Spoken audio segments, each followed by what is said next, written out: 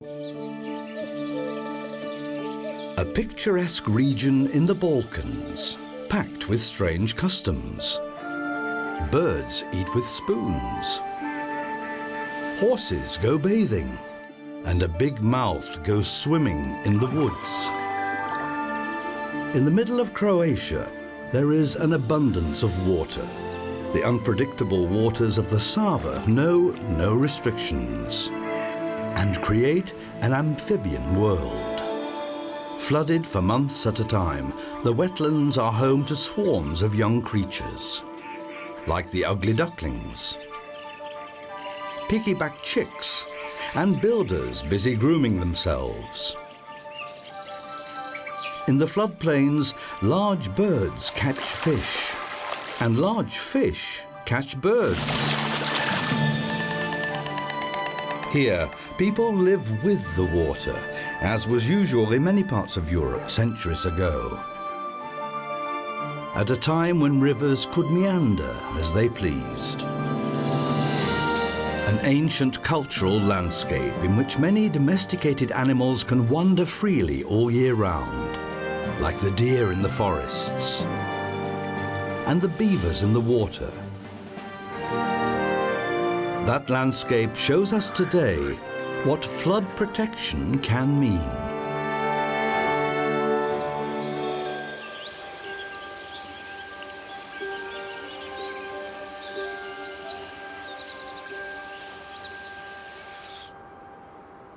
The most plentiful tributary of the Danube has its headwaters in the Julian Alps of Slovenia.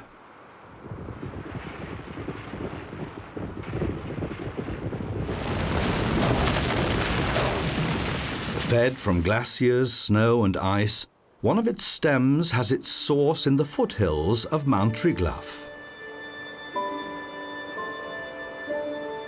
This is where the Sava River begins its over 940-kilometer journey.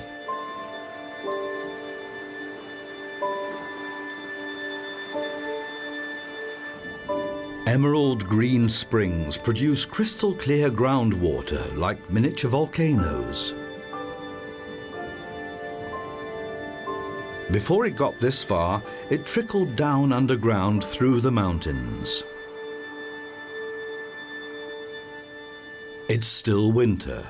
Up here, everything is sheathed in ice. Even Lake Bohain, where the two stems of the Sava join forces, still has a coating of ice.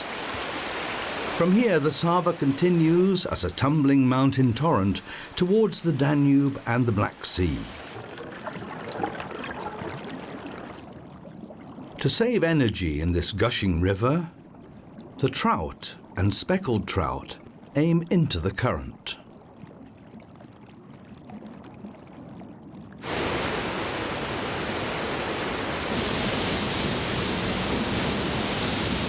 Despite the bitter cold of the winter, many parts of the Sava remain ice-free. Where it becomes shallower, it freezes over from the banks towards the center. But the fast-flowing current will not permit the ice to cover the surface completely. Mountain streams like this are the preferred hunting ground of a rather special bird. The white-throated dipper relies on the streams not freezing over completely in the winter. It doesn't just dip its head into the water to hunt for amphipods or insect larvae.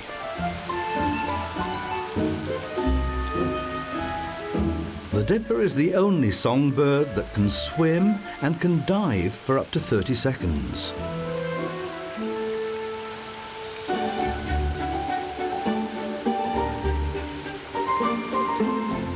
It even takes a dive into the gushing Sava, where a Danube salmon has already caught its lunch, but is having difficulty swallowing it. There was a time when this predatory fish that grows up to 1.8 meters in length was ubiquitous throughout the Danube area. Today, the Danube salmon is less frequent.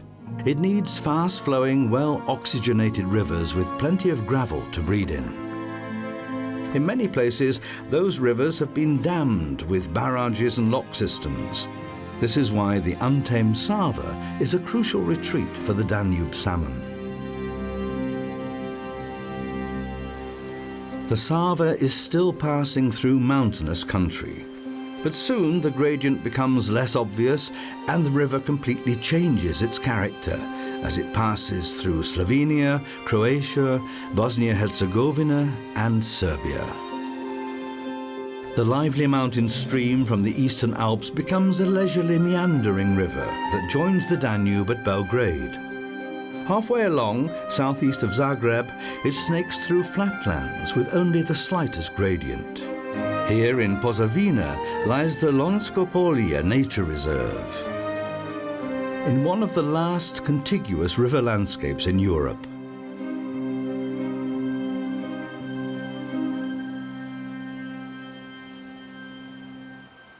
In the cold winter, many of the side arms of the Sava wetlands are frozen to a large extent.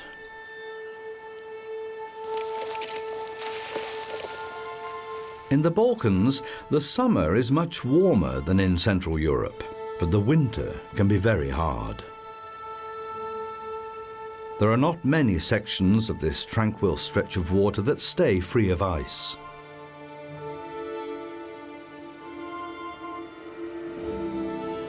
They are only superficially frozen, and many of the fish spend the winter here, as do the great white heron. They may look exotic, but they can deal with extremely frosty temperatures. Since they don't only live off fish, they don't have to migrate when the waters freeze over. They find enough mice and other small animals under the snow. And this fox is hoping his luck is in today.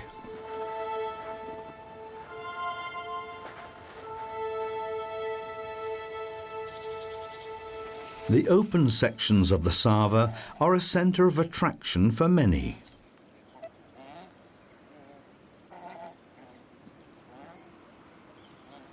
Mute swans, the largest waterfowl in Europe, get social during the winter. Sometimes dozens of them will congregate around the unfrozen arms of the river.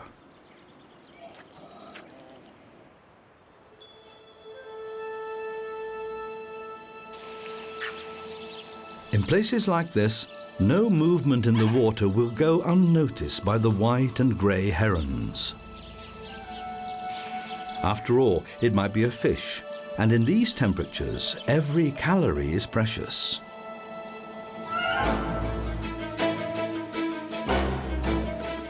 And worth an argument.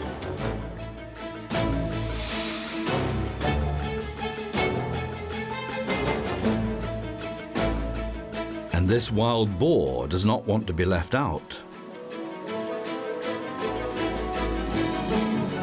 So he goes over to sort the herons out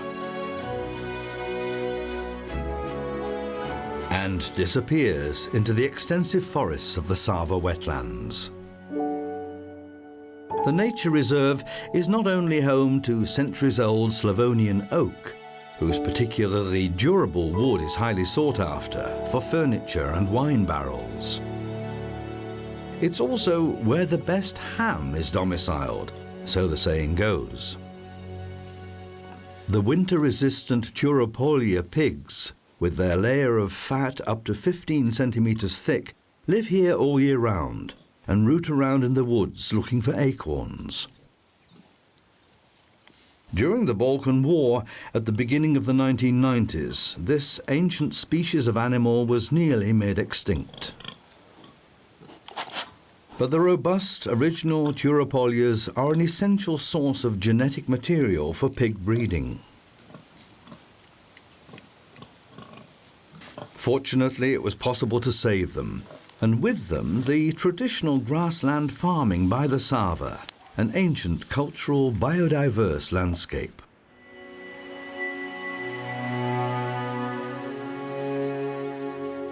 Artificial canals cut their way through the wetlands, but the neatly felled trees were not the work of humans. Fresh tracks indicate that they're still active even in the cold season, Beavers do not hibernate. These large rodents have to eat regularly. They've stocked their underwater larders for difficult times. But wherever possible, they prefer to save their energy and eat fresh bark, even if the way to the next snack is a little slippery. Even the magpies can take a slide.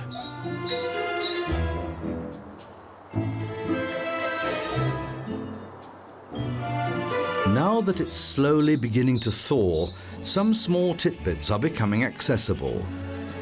The great bittern likes to stalk along the edge of the reeds, where there are often breaks in the ice, looking for unmoving fish. While magpies, as omnivores, can survive in the cold season by feeding on vegetarian meals, the great bittern needs its meat dishes. Then spring comes, and in the Julian Alps, where the Sava has its source, everything is thawing. Water from the massive catchment area tumbles over the cliffs. One great torrent is making its way. In the Posavina Plain, the water masses build up. The entire Sava basin fills up, sometimes as much as 10 meters above the normal level. Although it looks like a natural disaster, this is actually saving the towns along the Sava from urban flooding. The Sava wetlands act as a detention basin. Over 600 square kilometers is flooded every year. Like an enormous sponge, the alluvial forests soak up the water from around 10 billion bathtubs. In the past, many river landscapes around Europe looked like this. These trees often spend several weeks and months standing in the water. Without these floodplains, towns like Zagreb and Belgrade would frequently be washed out. Many animals benefit from the flooding. No less than 15 species of amphibians, like the moor frog. These 7-centimeter-long frogs leave their winter quarters en masse in the spring, and for the spawning season, the males take on a blue color. These flooded meadows provide plenty of food, herons, fish, while beside them, the wild boar graze on fresh greens in the water, or dig in the soggy soil for insect larvae and roots.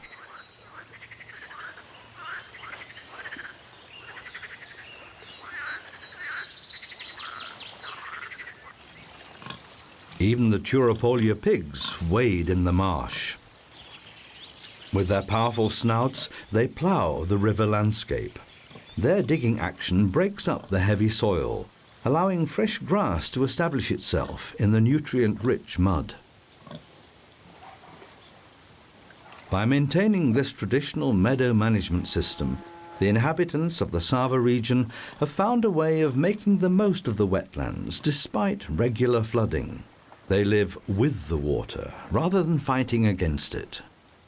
Since the level can rise by 10 meters overnight, the houses are built on embankments and usually 2 stories high. When the floods come, the inhabitants move up to the top floor. The Chigoch village has 70 timber houses and used to be home to 300 people. There are now only 120. But they have subtenants. There are over 40 pairs of storks nesting on the roofs. Chigoch was christened Europe's first stork village. The inhabitants support the storks and provide platforms for them to build their nests on. The alluvial forests are a plentiful source of nest-building materials. A stork's nest can have a diameter of 2 meters. Many are the work of successive stork generations. When the partner returns carrying building materials, he or she is greeted with bill clattering. The nest is also the mating location, a balancing act high up on the roof.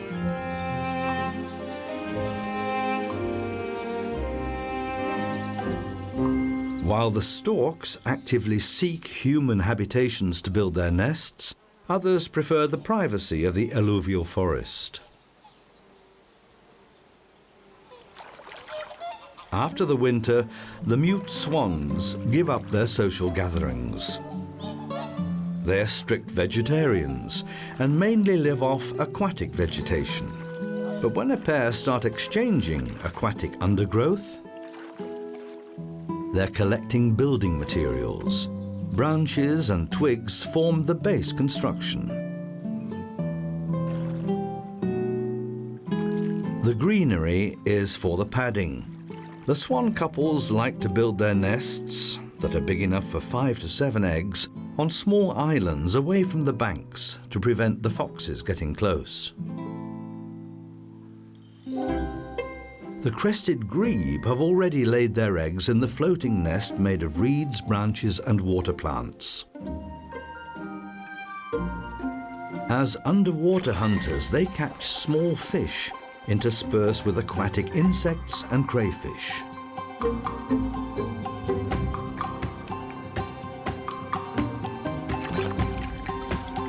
This one has caught a particularly bulky specimen. Swallowing this large crayfish with its hard shell and cumbersome pincers is quite a feat.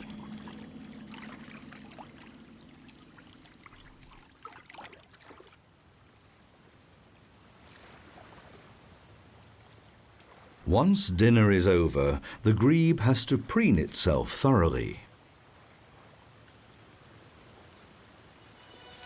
What looks like a heap of old sticks dumped in the forest is in fact an architectural masterpiece. Beavers build dams to maintain a steady water level. The entrance to their lodge is underwater to keep out land-based predators. They may not look very graceful. A beaver can weigh up to 40 kilograms, which is heavier than a roe deer. But underwater they cut a very streamlined figure. They propel themselves forwards with their hind feet. The scaly tail acts as a rudder.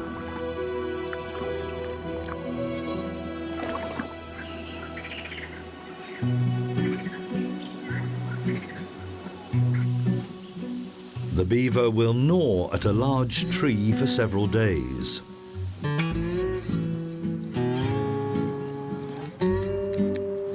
Once the tree has been felled, they will gorge themselves on the juicy leaves and buds from the crown of the tree.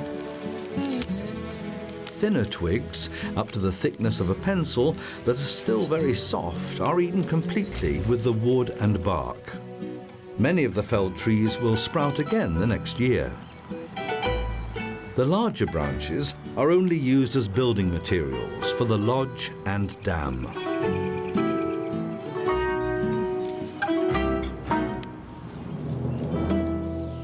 This is what causes beaver lakes with constant water levels. These permanent water features created by beavers are extremely important for the plants and animals in the alluvial forests. The European pond turtle, for example, one of 12 reptile species in the nature reserve. These turtles prefer thick underwater vegetation with muddy sediment. They usually mate in the water. On dry land, it can be a risky affair. In summer, beavers will mainly eat juicy green vegetation, fresh herbs and foliage, buds, and water lily roots. They generally only live off tree bark in the winter when there's nothing else. A fully grown beaver needs 1 kilogram of fresh vegetable matter every day. When they dive, they can stay underwater for 1/4 of an hour. Their nose and ears are closed off. They can see because their eyes are protected by an additional transparent skin.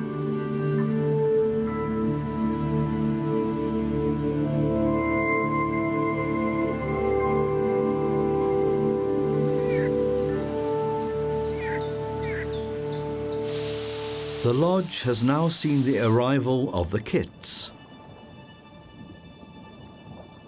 Between April and June, the female will give birth to 1 to 4 kits with hair and their eyes open. The young spend the first month in the living quarters of the lodge. For 6 to 8 weeks, they're suckled by the mother. As long as the kits are in the lodge, they're safe.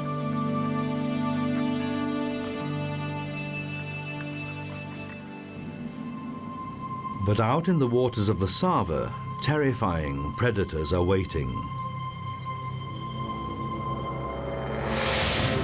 Catfish can grow to 1.5 meters long and weigh more than 50 kilograms. Some have even been known to grow to 3 meters in length and reach weights of over 150 kilograms. The Sava wetlands are home to one of the largest catfish populations in Europe. They're usually loners.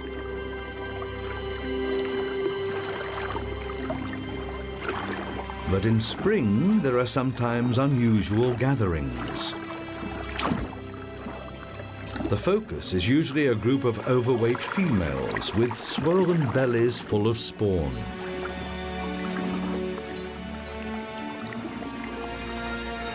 A large female can lay up to 500,000 tiny eggs.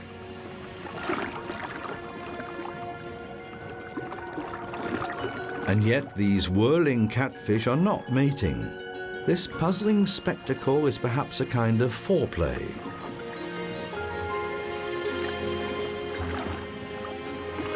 The mating act takes place only between 2 catfish in private, after the male has created a spawning burrow in the shallow water, close to the bank, among thick underwater vegetation.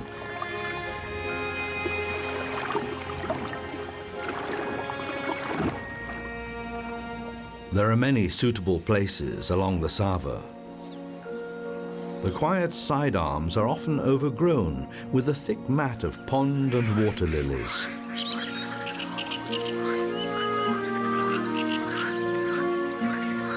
Their juicy branches are nourishing tidbits for the beavers.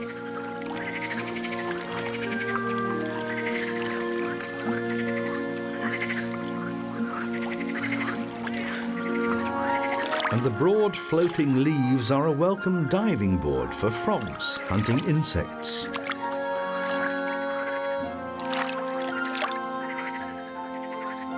In this way, the fertile waters of the wetlands are a good source of food for many species and a nursery. One of the most common fish in the Sava is not even from this area. In the densely vegetated shoreline, pumpkin seed fish with their black mark on the gill cover have found a home. At the end of the 19th century, the fish was introduced in Europe from North America and escaped from some garden ponds. Since it breeds several times a year, it was able to spread rapidly across the continent. The pumpkin seed protects its spawning burrows aggressively.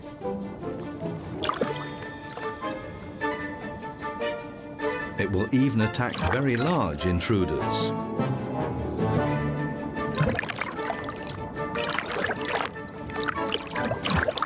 One level higher, another baby has just freed itself of its eggshell. Stripy as squeakers or baby boars, its siblings are already swimming around the nest. The chicks of the crested grebe do not all hatch out at the same time, but a day apart.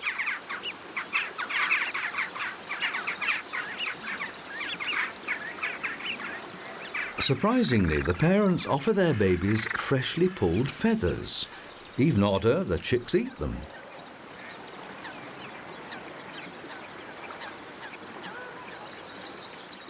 One explanation might be this. It's possible that the feathers protect the tender stomach linings of the babies against sharp fish bones.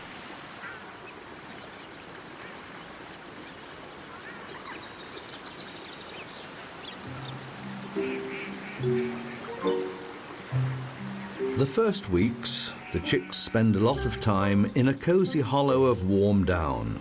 This protects them against the cold water and the hot sun.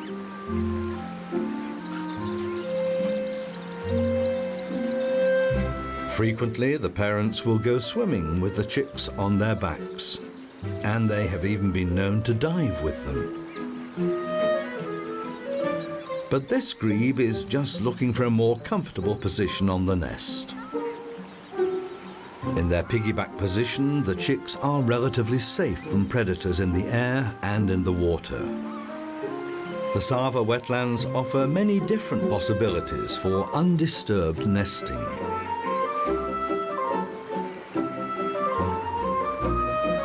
Some build floating nests where they can bring up their young. Another crested species, the hoopoe, finds safe breeding in tree hollows in the oak forests. Here the young wait for their parents, who take turns to bring food, mainly crickets, beetles and larger caterpillars. In the alluvial forests, the penduline tit hangs its nest from a branch. To build the nest, it uses fine vegetable fibres, sometimes even spiders' webs. The soft pouches used to be collected for use as children's slippers. The hoopoe's nest is now attracting unwanted attention. There are strange noises in the hollow. A starling is intent on stealing nesting material, and the hoopoe keeps well out of the way.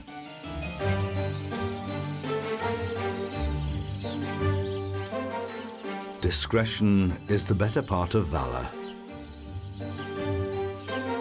But what does the starling really want? It flies off without the nesting material. So the hoopoe parents can carry on with feeding their young in peace.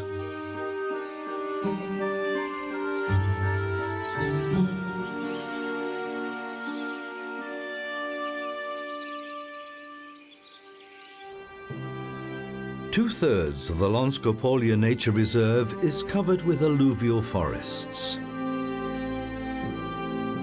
One-third is wet meadowland, which provides the storks with a well-stocked larder to choose from. Every adult stork requires a pound of food a day, and the chicks need more than twice that. So stork parents have to transport several kilograms of food every day. They poke around in the grass to find insects and mice, amphibians, slugs, and earthworms.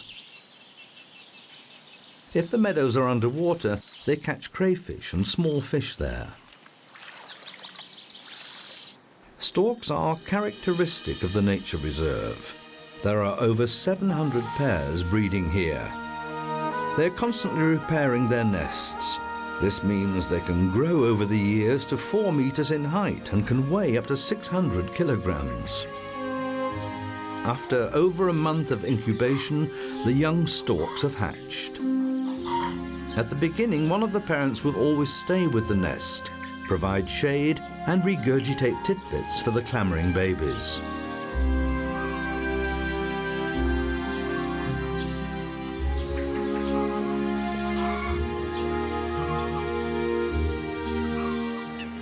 Everywhere in the wetlands, there are newborn babies.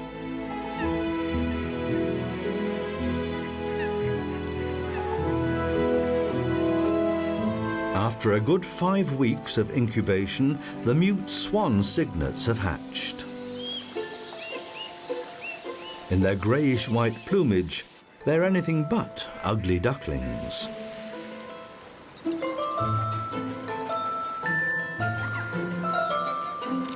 They preen themselves in the water. And, together with their parents, in the nest. The swans distribute oil from their preen gland all over their plumage to make every single feather waterproof. Soon after hatching, the cygnets are expected to find their own food in the water. The parents, with their longer necks, may be able to reach deeper into the water.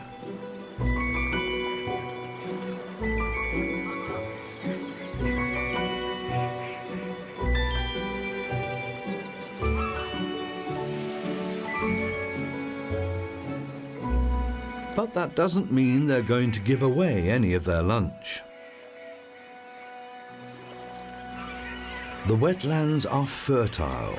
Along the banks of the Snaking Sava River, there are cormorants. The water is teeming with fish. The larger catfish have retreated to quieter regions. The younger catfish are swarming in the open water like tadpoles, catching amphipods and insect larvae. In this way, they confuse fish predators that have to be able to concentrate on one target. There are predators hiding everywhere in the wetlands. Like this spotted eagle that's just grabbing a pumpkin seed fish.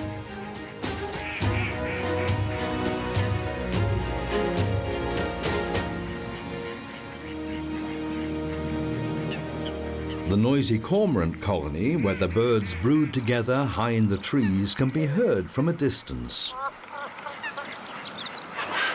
The older fledglings extract their lunches from deep inside their parents' throat pouch.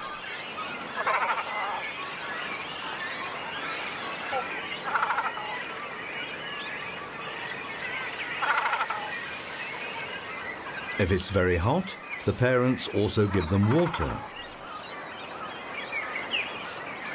The diverse bird life in the wetlands can't be taken for granted. The fine balance can easily be disturbed. This can be seen from the Krapje Dol sidearm, where grey heron and spoonbills breed side by side. The heron are frequently seen in Europe and even nest in large towns. The more rare spoonbills, however, only frequent intact wetlands. At the end of the 1980s, this sidearm was drained and the spoonbills disappeared. Fortunately, there are now 120 pairs here breeding beside the herons.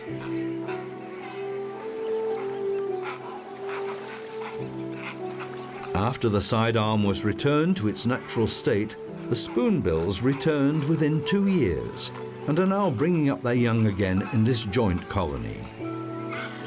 And even the young have a spoon-shaped bill.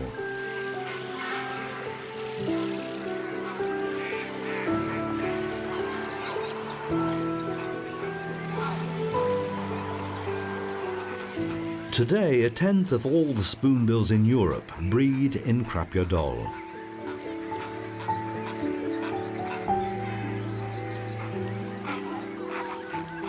This is why the bird with the strange-shaped beak was honoured as the symbol of the nature reserve.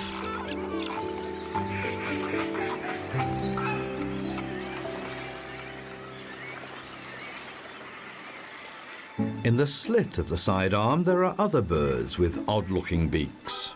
The bill of the pied avocet bends upwards towards the tip, while the spoonbill uses its extremely sensitive bill to search the riverbed for aquatic insects, crayfish and clams. The avocet sifts for small animals in the shallow silt.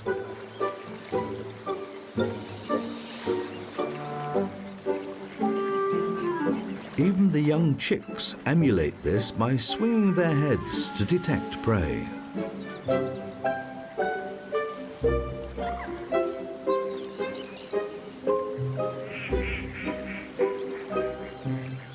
Since their tools dictate the way they search and what they find, they do not infringe on each other's territory in the Krapje Dol sidearms.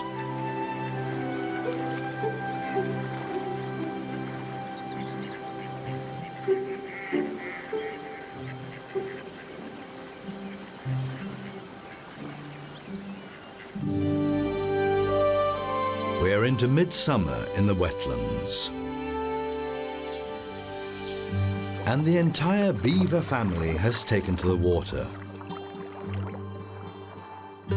The youngsters are still a little apprehensive about the water and have to be encouraged to swim, or are even carried. By the bank, an adult and a juvenile from last year are combing their fur using the special combing claw on their hind feet and applying oil to make it waterproof.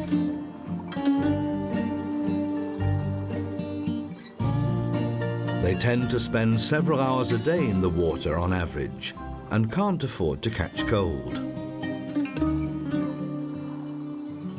On average, the Sava wetlands are flooded for 30 to 100 days a year. It's not only in spring, but in any month of the year that powerful rainfall can cause it to burst its banks and generate fertile habitats for many creatures, including the osprey. Although it only weighs 1.5 kilos, it's able to catch fish weighing 2 kilograms.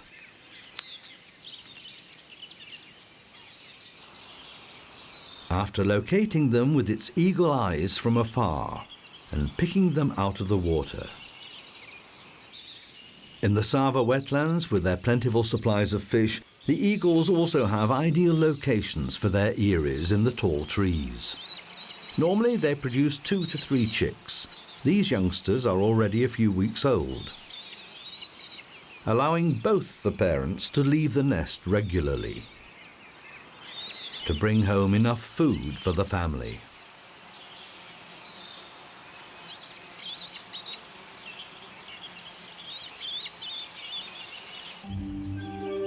The labyrinthine waters of the wetlands are often murky. So not all the fish hunters need to have such good eyes as the eagles that hum from high in the sky. The large catfish have relatively poor eyesight, but their whole body, and in particular their long feelers, is covered with sensitive sense organs. This allows them to notice quickly in the muddy sediment of the sidearms if a competitor has already staked out a good hunting ground. With their large mouths, catfish can catch not only fish and crayfish. Their hearing is so sensitive that they can detect vibrations outside the water and go to check out the hunting options. In the flooded alluvial forest, the catfish is looking for a particular hunting ground.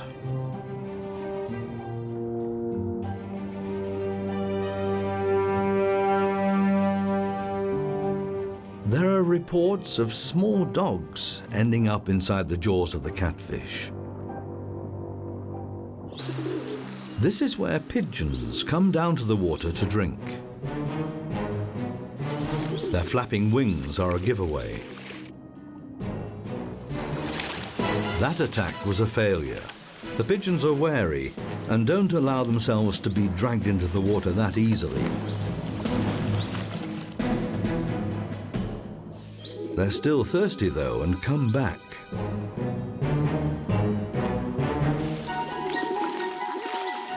A new opportunity for the catfish. The pigeons are forewarned, but they keep coming back.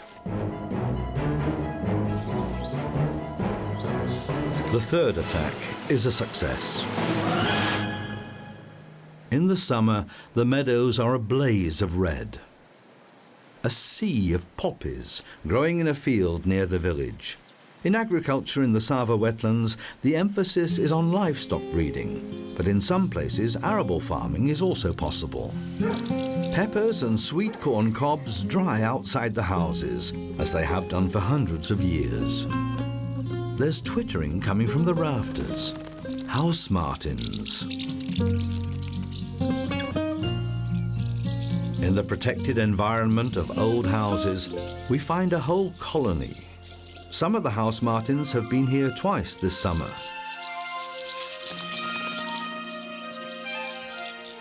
The others still have to complete their nests. They build the walls of their nests from inside using moist lumps of earth until there is only their front door left open. There's a plethora of building materials in the Sava wetlands. Thanks to the moist surroundings, these martins can always find lumps beside puddles and on the banks of the waters, even in the hottest summer.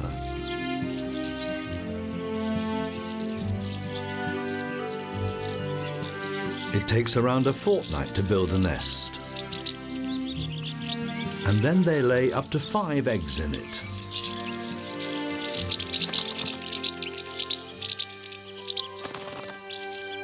And up in the loft, there's a lively commotion. The mouse-eared bats spend the daylight hours up here squeaking. Most of these are females, and they will give birth to their young here and bring them up. Hundreds, sometimes even thousands of bats vie for the best places.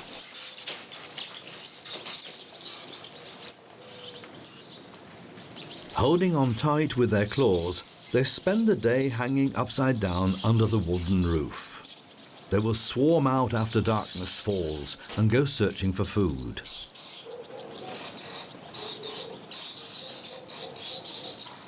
Thanks to their large ears, they can locate their prey in the dark by ultrasound, mainly all manner of insects. In these moist wetlands, there are many different midges and flies, moths and beetles. The floodplains of the Sava are of importance to the protection of birds throughout Europe. On the one hand, they're the breeding area for over 140 different bird species. Numerous waterfowl, like the snipe, nest in these moist meadows. But for migrating birds too, the Sava wetlands are one of the most important rest areas on the continent.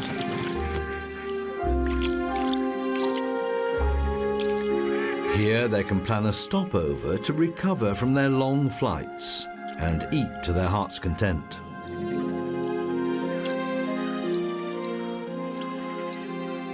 All in all, no less than 240 bird species have been registered in the nature reserve.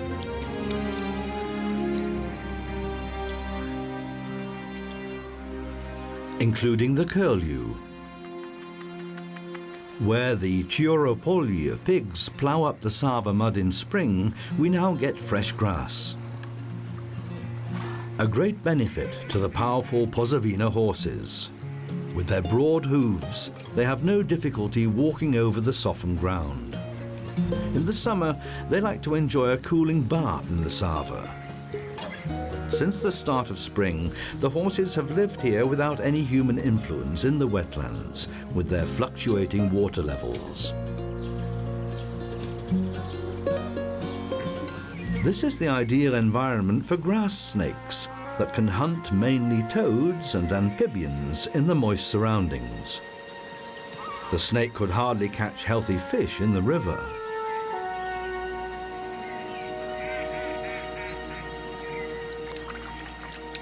But when the water recedes from the flooded meadows, the fish left behind in the puddles virtually leap straight into the grass snakes' mouths.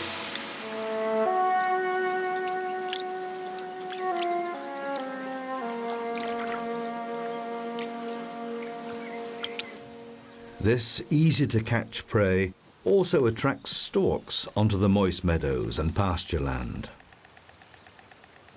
They pick the juiciest insects.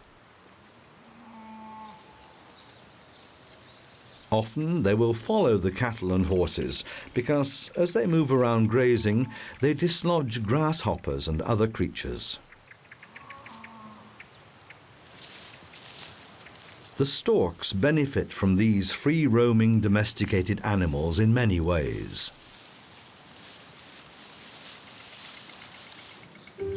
If there were no horses or cattle here, there would be fewer storks.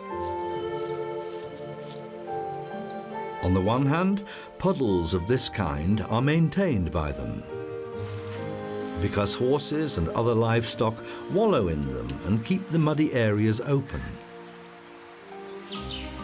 The Sava wetlands owe a considerable degree of their diversity to the hungry stomachs of these large herbivores. Without the help of these natural mowing machines, the damp pastures would soon degenerate into closed oak forests. This traditional pasture farming keeps the ancient cultural landscape alive and encourages haemophiles like the stork to breed here in large numbers.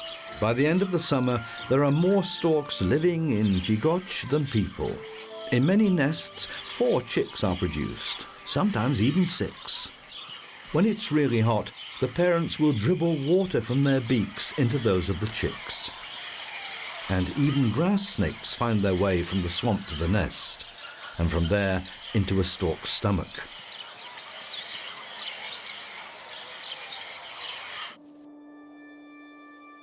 In the late summer, early morning mists rise over the nature reserve.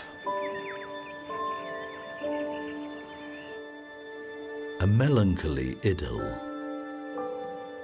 When the Sava wetlands of Croatia remind us of paintings by famous landscape artists.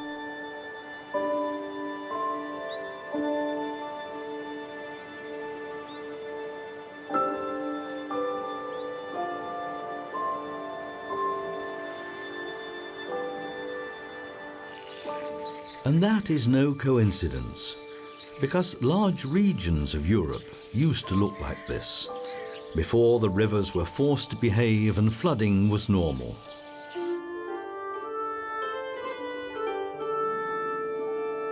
Times when, all over the continent, riparian wetlands could only be used naturally for grazing. This created landscape diversity, as still seen in the Lonsko Polia puddles and pools on moist meadows.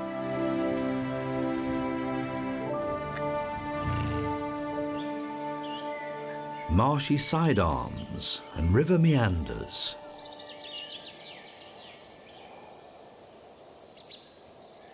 Traditional woodland pasture. While the Posavina horses spend their winter in their stables, the pigs stay outside all year round. In the autumn, they're driven into the woods where they mainly eat acorns. These woodland pastures keep the forests open and free of undergrowth.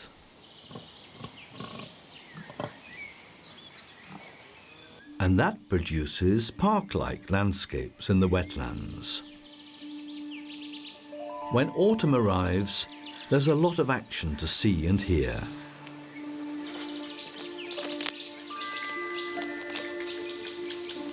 During the last warm days of the year, the squirrels and foxes build up their layers of winter fat. And in the country by the Sava, the red deer are heard bellowing.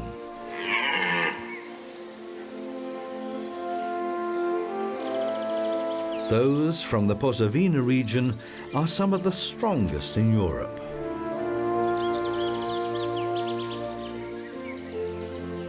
The most important time of the year is fast approaching, the rutting season.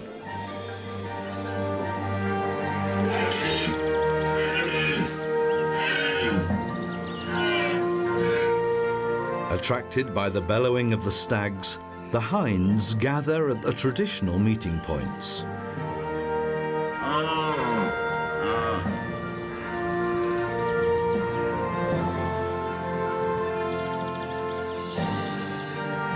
These are usually spaces that have not grown over.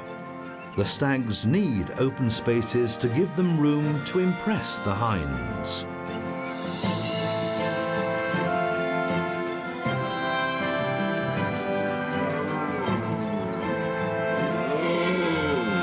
And intimidate their rivals.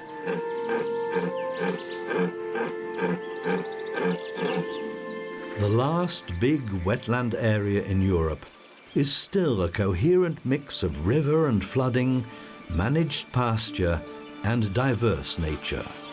It's like looking into the past of our continent that shows us how natural flood protection for large towns and cities can be. as in the Sava wetlands of Croatia.